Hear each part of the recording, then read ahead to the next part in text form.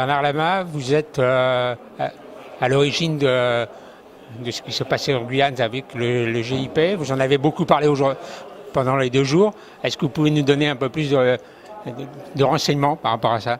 Alors le GIP Guyane base avancée 2014-2016, c'est donc un groupement d'intérêt public qui a été mis en place en 2011 afin de pouvoir doter la Guyane de certains équipements dans le cadre de la préparation pour la Coupe du Monde 2014 qui a eu lieu au Brésil et les Jeux Olympiques qui viennent d'avoir lieu à Rio.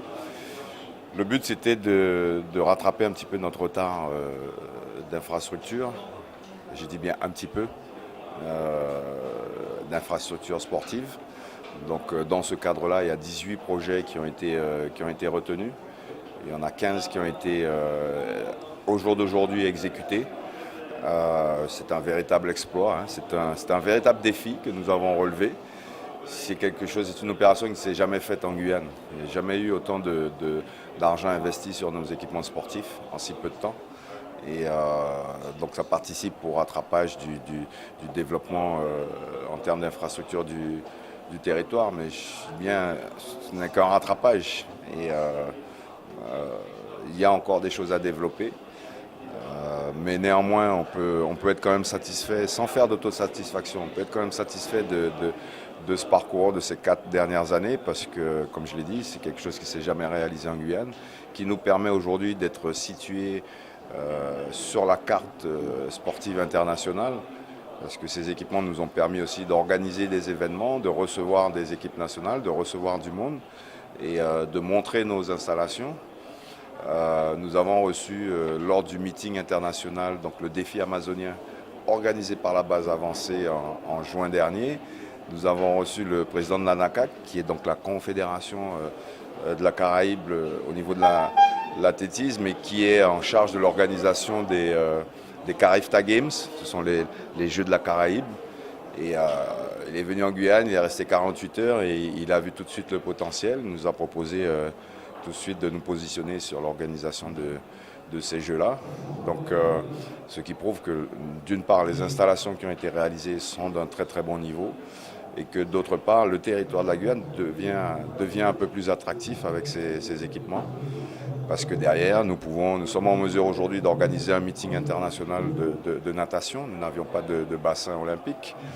Nous sommes en mesure d'organiser un grand meeting international, comme nous l'avons fait au mois de juin, d'athlétisme, d'organiser de grands matchs de football. Nous avons reçu l'équipe de France de football féminine en match amical contre le Brésil. La sélection de Guyane, les Yana Doko, évolue aussi en championnat de la Caraïbe et nous recevons régulièrement de grosses équipes de la Caraïbe. Donc voilà, ce projet-là avait pour but de positionner la Guyane et puis de projeter la Guyane vers un développement beaucoup plus ciblé, parce que nous avons une population qui est extrêmement jeune et qui est extrêmement nombreuse aussi. Les jeunes sont très nombreux et sont majoritaires en Guyane. Donc quand on a une population aussi jeune, il faut l'éduquer, il faut l'occuper, il faut lui permettre de s'exprimer de la bonne manière, parce que sinon ces jeunes-là vont être beaucoup plus frustrés qu'autre chose et c'est là qu'ils vont commencer à faire des bêtises. Donc moi je préfère qu'ils soient sur des terrains de sport, je préfère qu'on développe l'activité sportive, parce que de toutes les façons elle est bonne pour l'activité scolaire, elle est bonne pour la santé.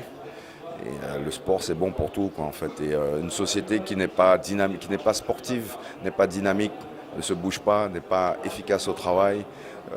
C'est une population qui a des problèmes de santé, qui a des problèmes moraux, je dirais.